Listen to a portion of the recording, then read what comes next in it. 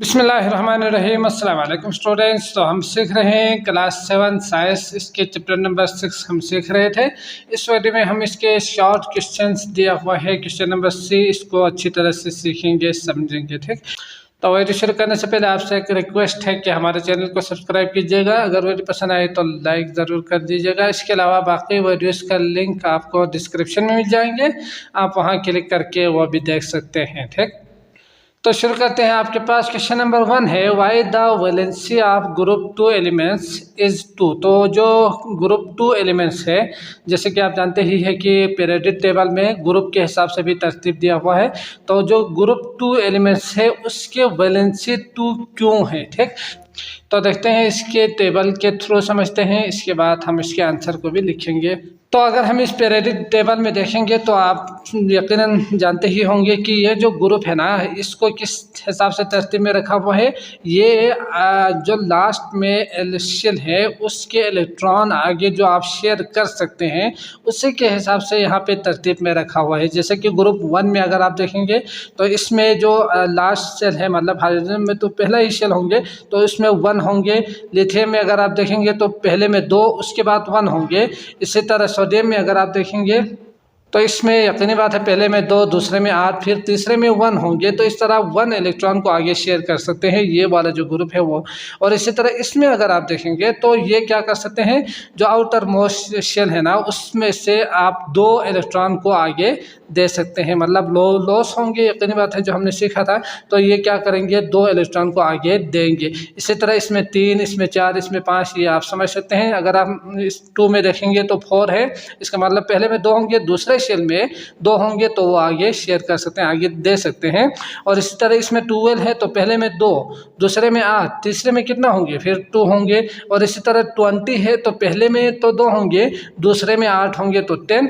इसके बाद तीसरे में 8 करने के लिए वो क्या करेंगे, जो 2 एक्स्ट्रा है ना उसको आगे वो शेयर करके 8 कर देंगे। ठीक, तो इसी तरह आप समझ सकते हैं। तो ये जो ग्रुप 2 है ना वो वैलेंस के जो 2 है, वैलेंस इलेक्ट्रॉन, उसी के हिसाब से तरतीब में रखा हुआ है। ठीक, तो इसलिए हम कह सकते हैं कि नंबर ऑफ जो वैलेंस इलेक्ट्रॉन है वो इस ग्रुप में 2 है। समझ गए? तो इसी को लिखना है, लिखते हैं। तो आपके पास जो क्वेश्चन है वो है, why the valency of group 2 elements is 2। ठीक, तो आप देख सकते हैं the second group of the periodic table जो कि हमने देखा, is the group concerned with the filling of the s orbit. तो इसमें एस ऑर्बिट जो आप जानते ही है, पहला, दूसरा, तीसरा, चौथा, पांचवा, जो ऑर्बिट इस तरह से घूम सकते हैं इलेक्ट्रॉन, और इस तरह से भी।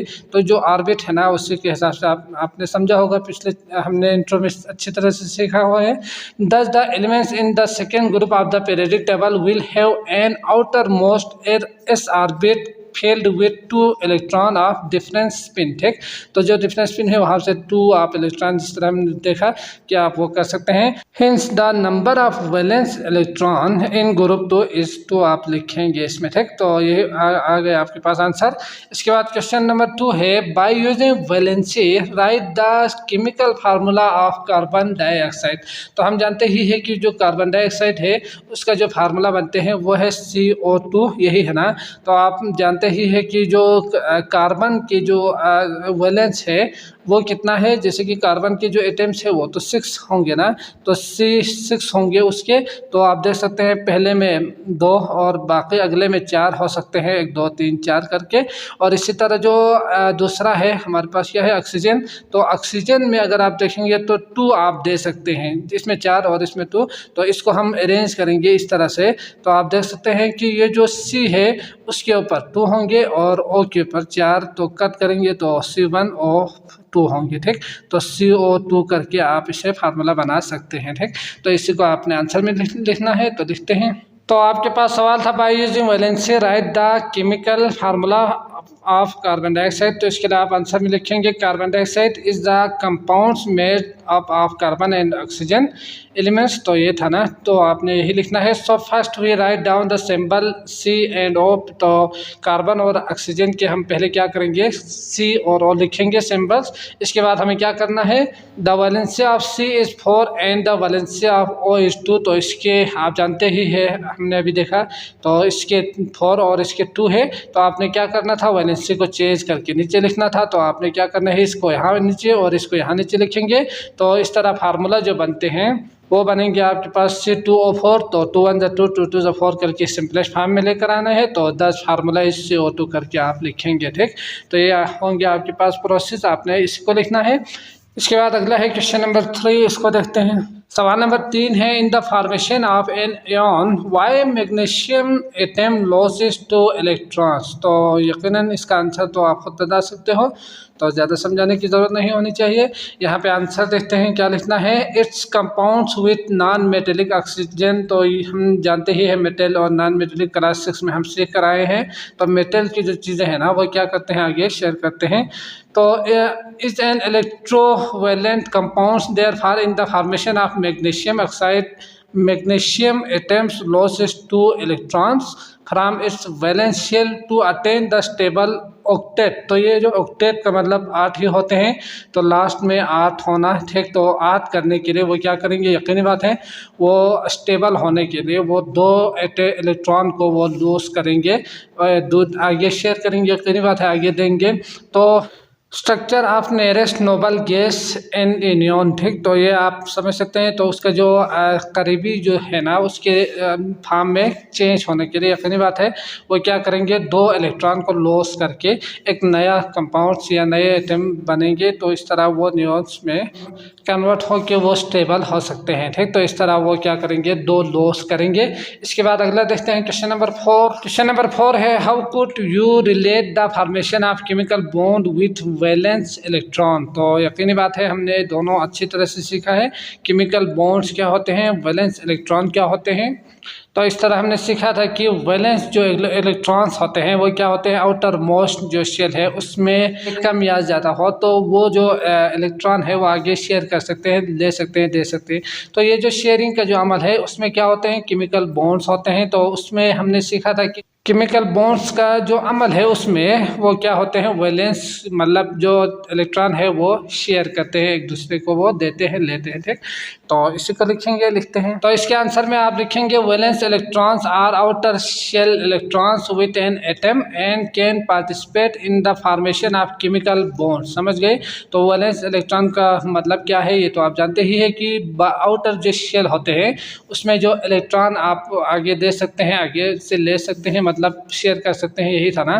तो इसी को कहा जाता है फॉर्मेशन ऑफ केमिकल बॉन्ड। इस तरह वो क्या करते हैं, फॉर्मेशन होते हैं उसका केमिकल बॉन्ड्स का जो अमल है वो होते हैं। In single covalence bond typically both atoms in the bond contribute 1 valence electron in order to form the share pair. तो यकीनी बात है अगर एक हो तो वो शेयर भी करते हैं, और अगर 4 हो तो शेयर करके एक दूसरे के जो 2 एटम्स है ना, जो कि अगर इस तरह से हो तो वो एक दूसरे को शेयर करके एक क्या करते हैं, वो केमिकल बॉन्ड्स का जो अमल है वो होते हैं। वो पॉजिटिव वाला जो हमने इंट्रो में अच्छी तरह से सीखा था वो नेगेटिव वाले को अपनी तरफ अट्रैक्ट करते हैं, जितना वो करीब आते हैं उसका अट्रैक्शन ऑफ और ज़्यादा होते हैं। ठीक, तो होते थे आपके केमिकल बॉन्ड्स। तो आपने आंसर में इसी को लिखना है। ठीक, तो इसको अच्छी तरह से समझने की कोशिश कीजिएगा, यकीनन आप खुद लिख पाएंगे, अपने अल्फाज में भी आप लिख सकते हैं।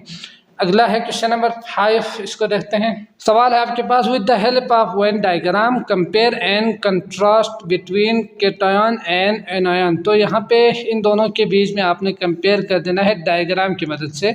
तो इस बुक में एक डायग्राम दिया हुआ था, इसको देखते हैं फिर आंसर भी लिखेंगे। तो यहाँ अगर आप देखेंगे तो जो न्यूट्रल एटम है उनमें क्या होते हैं, केटायन में लॉस ऑफ इलेक्ट्रॉन वो क्या करते हैं, आगे देते हैं, और गेन ऑफ इलेक्ट्रॉन तो एनायन में वो लेते हैं, यही था ना। तो यकीनी बात है इस तरह ना, ये जब माइनस को मतलब इलेक्ट्रॉन को आगे देंगे, लॉस करेंगे, तो इसमें पॉजिटिव वाले चार्ज ज़्यादा होंगे, नेगेटिव कम।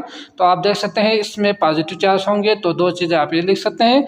इसके बाद यहाँ से यकीनी बात है जब पॉजिटिव जो ई है उसको लेंगे तो ई वाला जो नेगेटिव चार्ज है वो ज़्यादा होंगे। जब ई वाला नेगेटिव चार्ज ज़्यादा होंगे तो यकीनी बात है ये जो पूरा इलेक्ट्रॉन है, सॉरी ये जो पूरा एटम है वो क्या होंगे, नेगेटिव होंगे। ठीक, इसके बाद आप ये भी समझ सकते हैं कि जो हमने क्लास 6 में सीखा था कि मेटल्स के वो क्या करते हैं, आमतौर पर मेटल्स शेयर करते हैं, और जो नॉन मेटेलिक है वो क्या करते हैं, गेन करते हैं चीज़ों को, मतलब इलेक्ट्रॉन को। तो आपने इनको आपने डिफरेंस में कंपेयर करके लिखना है। ठीक, तो लिखते हैं। तो इसके आंसर में आप लिखेंगे कैटायंस और एनायंस में पॉजिटिव चार्ज होते हैं, नेगेटिव चार्ज होते हैं। लॉस इलेक्ट्रॉन है तो ये गेन इलेक्ट्रॉन है। तो आप उस जो पिक्चर है ना, ग्राफ है, उसको अच्छी तरह से ड्रा कर देना है खूबसूरत करके, ठीक इस तरह ना, कैटायन एनायन करके। इसके बाद लॉस इलेक्ट्रॉन है, गेनिंग इलेक्ट्रॉन्स लिखेंगे। मेटल्स में आमतौर पर यकीनी बात है जो एलिमेंट है मेटल के वो इलेक्ट्रॉन को देते हैं, और नॉन मेटेलिक जो एलिमेंट है वो गेन करते हैं, जो कि हमने क्लास 6 में अच्छी तरह से सीखा था इसको। तो आपने इन तीन को अच्छी तरह से लिखना है, समझ गए। इसके बाद है क्वेश्चन नंबर 6। क्वेश्चन नंबर 6 है briefly explain the formation of chemical bond. तो केमिकल बॉन्ड को आपने एक्सप्लेन कर देना है, ठीक। तो ये हमने इंट्रो में अच्छी तरह से सीखा था केमिकल बॉन्ड क्या होते हैं। As a result of electrostatic force of attraction between atoms. तो आपने क्या करना है उसको as a result of electrostatic force of attraction between atoms को भी आपने थोड़ा सा एक्सप्लेन कर देना है, समझ गए। तो इसका आंसर आपके इसी बुक में है, पेज नंबर 74 में। देखते हैं आंसर को। तो केमिकल बॉन्ड्स को आपने एक्सप्लेन करना है, तो इलेक्ट्रोस्टैटिक फोर्स ऑफ अट्रैक्शन यहाँ पे गिवन है, इसी को आपने एक्सप्लेन करके लिखना था, यही था ना। तो यहाँ पे पॉजिटिव न्यूक्लियाई में और नेगेटिव ये दोनों अट्रैक्ट करते हैं, जितना करीब आते हैं उतना ही उसका जो अट्रैक्शन ऑफ फोर्स है ना वो ज़्यादा होते हैं, यकीनन इंक्रीज होंगे। जब ये इनका दोनों का डिस्टेंस डिक्रीज हो तो उन दोनों का अट्रैक्शन एक दूसरे को अपनी तरफ खींचने का जो अमल है वो ज़्यादा होंगे, यही था ना। तो आप देख सकते हैं when two atoms interact with each other they experience a force of attraction. तो यकीनी बात है एक दूसरे को जब इंटरेक्ट करेंगे तो फोर्स भी वो क्या करेंगे, वो एक दूसरे को फोर्स के जरिए अट्रैक्ट करेंगे। Electrons have a negative charge and A nuclei have positive charge. तो ये हमने अच्छी तरह से सीखा था, पॉजिटिव चार्ज और negative charge. The nucleus of one atoms attract the electron of the other. तो ये लिखने की ज़रूरत नहीं है, आप इसको मत लिखिएगा, यहाँ से यहाँ तक दिखेंगे, ठीक, चार्ज तक। इसके बाद यहाँ से शुरू कीजिएगा। When atoms comes close to each other both attractive and repulsive force increase as the distance between the atom decrease. समझ गए। तो ये था आपके पास आंसर। जब वो क्या होंगे एक दूसरे के करीब आएंगे तो उसका जो फोर्स है अपनी तरफ खींचने का जो फोर्स ऑफ अट्रैक्शन है वो क्या होंगे, ज़्यादा होंगे, ठीक। फिर इसके बाद ये जो इलेक्ट्रो फोर्स है, this electrostatic attraction hold the two atoms together. तो वो यकीनी बात है टुगेदर करेंगे, एक दूसरे को वो इकट्ठे करेंगे, ठीक। तो यहाँ से आपने यहाँ से लिखना है। तो इसके बाद एंड फॉर्म केमिकल बॉन्ड्स आप लिख सकते हैं। तो यहाँ से आप यहाँ तक लिखेंगे। तो इसको अच्छी तरह से याद कीजिएगा, लिखिएगा, आप खुद लिख सकते हो। इसके बाद अगला देखते हैं क्वेश्चन नंबर 7। सवाल है आपके पास question number 7, how are H1+ ions and H2- ion different from each other. तो ये चीज़ हमने MCQs में भी किया था। तो 1+ और 2- का मतलब क्या होते हैं, इन दोनों के बीच क्या फ़र्क है वो आपने लिखना है, समझ गए। तो यकीनन हम इसमें जानते ही है कि हाइड्रोजन में एक जो इलेक्ट्रॉन है ना वो गर्दिश कर रहे हैं, और जो ऑक्सीजन है ना उसमें अगर लास्ट में अगर आप देखेंगे तो यकीनी बात है 6 होंगे। जब 6 होंगे तो 2 मज़ीद चाहिए होंगे, तो उसके लिए आप 2- करके लिखेंगे और 1+ करके लिखेंगे। हाइड्रोजन के लिए 1 चाहिए, 1+1 है, और एक और मज़ीद चाहिए होंगे स्टेबल होने के लिए, और ऑक्सीजन के लिए 2 मज़ीद चाहिए होंगे। इस तरह वो जो लास्ट सेल है उसमें वो ऐड कर सकेंगे, समझ गए। तो इसी को लिखना है, लिखते हैं। तो सवाल है आपके पास, how are H+1 and O2- ions difference from each other. तो a hydrogen atom with 1 valence electrons need 1 additional electron to complete the first energy level। तो हम जानते ही है कि इसके एक इलेक्ट्रॉन होते हैं, तो एक और चाहिए होंगे उसके लिए। पहला जो है उसमें 2 हो, ठीक। उसके लिए यकीनी बात है वो क्या करेंगे, एक देंगे आगे, इस तरह वो स्टेबल होंगे। An oxygen atoms has 6 valence electron and needs 2 additional electrons to complete the second energy level. तो जो ऑक्सीजन होते हैं ना उसमें कितना होते हैं, 8 इलेक्ट्रॉन होते हैं। तो पहले में 2, अगले में 6। तो यकीनी बात है उसको 2 मज़ीद चाहिए होंगे स्टेबल होने के लिए, मतलब ऐड करने के लिए। तो ये आप लिखेंगे इसमें, and needs 2 additional electrons to complete the second energy level, समझ गए। तो ये आप आंसर में इसे लिखेंगे। तो मैं उम्मीद करता हूँ आपको ये लेक्चर अच्छी तरह से समझ में आ चुका होगा। अगर आए हैं तो लाइक कीजिएगा। अगली वीडियो आपको डिस्क्रिप्शन में मिल जाएंगे। आप